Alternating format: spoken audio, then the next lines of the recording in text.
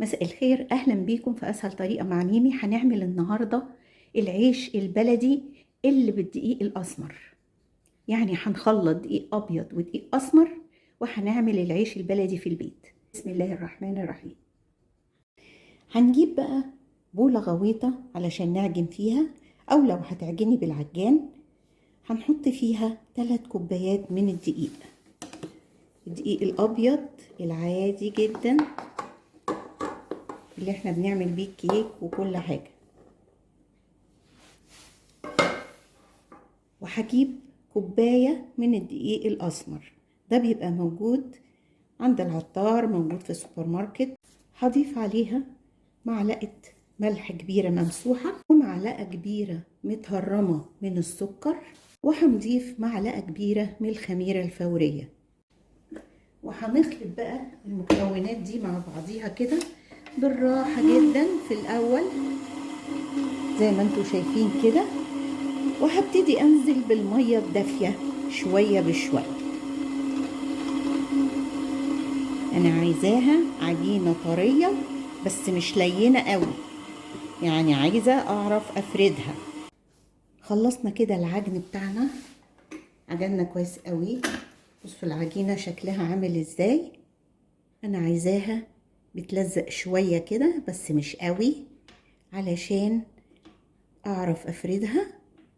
في نفس الوقت لو انا نشفتها عن كده هتديني العيش ناشف، الرغيف هيطلع ناشف. واغطيها واسيبها لغاية لما تخمر. اخد كور كده بالحجم اللي انا عايزاه وابتدي احطها عندي على صاجة مدهونة برضو بالدقيق.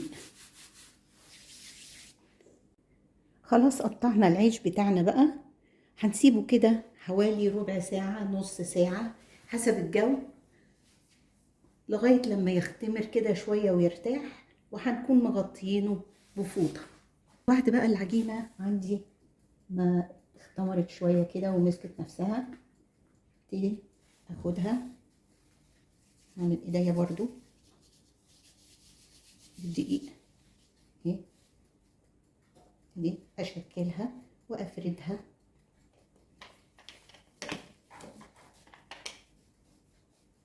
على شكل الرغيف اللي انا عايزاه بالحجم اللي انا عايزاه. احط صينية تسخن جدا على النار، هجيب الرغيف بتاعي وهحطه في الصينية، واول ما احس ان هو بدأ يتنفخ كده هستنى عليه شوية، هنقلبه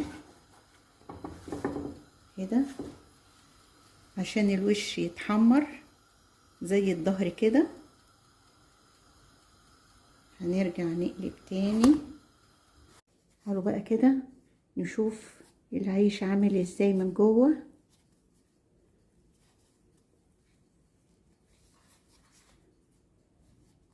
بصوا بصوا الحلاوة، حاجة كده من الآخر.